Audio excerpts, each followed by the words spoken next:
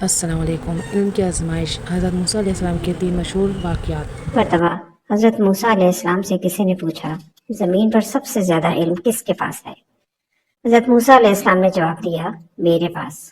یہ جواب انہوں نے اس وجہ سے دیا کیونکہ وہ اللہ کے نبی تھے اور یہ سمجھتے تھے کہ ان سے زیادہ علم کسی کے پاس نہیں ہو سکتا۔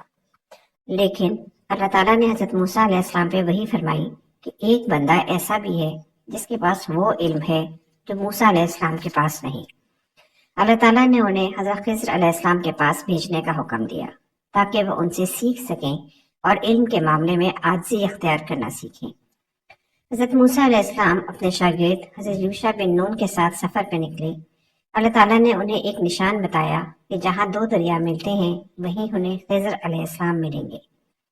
کئی دنوں کے سفر کے بعد جب وہ اس مقام پر پہنچے تو حضرت موسیٰ علیہ السلام نے خضر علیہ السلام کو پایا۔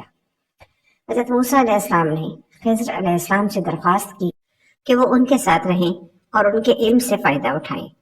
حضرت خضر علیہ السلام نے کہا، تم میرے ساتھ صبر نہیں کر سکو گے کیونکہ جن باتوں کو تم سمجھ نہیں پاؤ گے ان پہ تم سوال ضرور کرو گے۔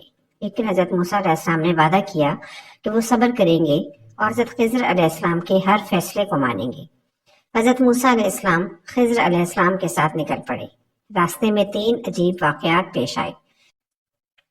حضرت خضر اور حضرت موسیٰ علیہ السلام دونوں سفر پر نکلے اور دریا پر پہنچے۔ دونوں ایک کشتی میں بیٹھے جو نئی تھی۔ حضرت خضر علیہ السلام نے کشتی میں سوراخ کر دیا۔ حضرت موسیٰ علیہ السلام حیران ہو کر بولے، آپ نے یہ کیا کیا؟ یہ تو ان غریب لوگوں کی روزی کا ذریعہ ہے۔ حضرت خضر علیہ السلام نے کہا، میں نے تم سے کہا تھا کہ تم صبر نہیں کر سکو گے۔ دونوں اور آگے چلے اور ایک بستی میں پہنچے جہاں حضرت خضر علیہ السلام نے ایک بچے کو قتل کر دیا۔ حضرت موسیٰ علیہ السلام یہ دیکھ کر شدید پریشان ہوئے اور کہا، آپ نے ایک معصوم جان لے لی، یہ تو ظلم ہے۔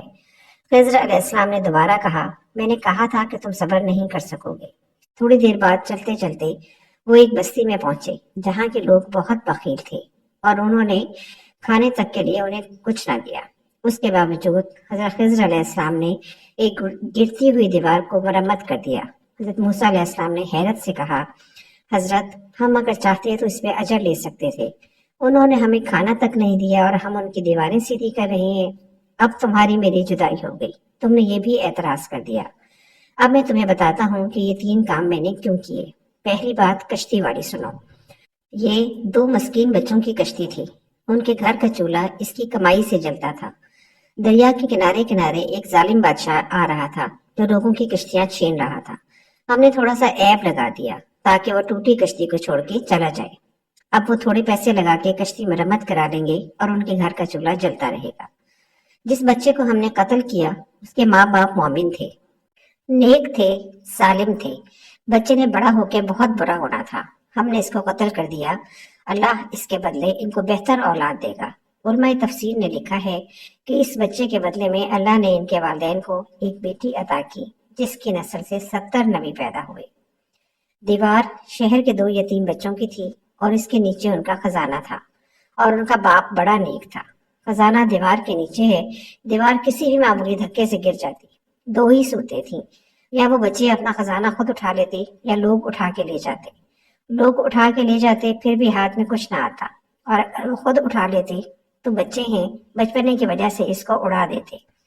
ہم نے اس کے اوپر دیوار کھڑی کر دی جب تک وہ اس قابل نہیں ہو جاتے کہ یہ خزانہ نکال کر اس کو صحیح مصرف پہ لگا سکیں۔ اتنی دیر تک دیوار گرے گی نہیں۔ جب وہ اس عمر کو پہنچ جائیں گے جس عمر میں وہ اس خزانے کو سنبھال سکیں گے تو پھر دیوار خود بخود گر جائے گی اور یہ خزانہ نکال کر اپنے کام میں لے آئیں گے۔ اس کہانی سے ہمیں بہت سے سبق حاصل ہوتے ہیں کہ ہر چیز جو بظاہر بری یا نقصان دہ لگتی ہے وہ ہمیشہ ویسی نہیں ہوتی۔ اللہ کی حکمت اور علم انسان کی سمجھ سے بالا تر ہے۔ علم کے معاملے میں ہمیشہ عاجزی اختیار کرنی چاہیے اور اللہ پر بھروسہ رکھنا چاہیے۔ علم ایک نعمت ہے لیکن عاجزی کے بغیر یہ تکبر میں بدل سکتا ہے۔ اللہ کی حکمت پر یقین رکھو کیونکہ ہر آزمائش کے پیچھے ایک بھلائی پوشیدہ ہوتی ہے۔ امید ہے آپ کو آج کی کہانی پسند آئی ہوگی۔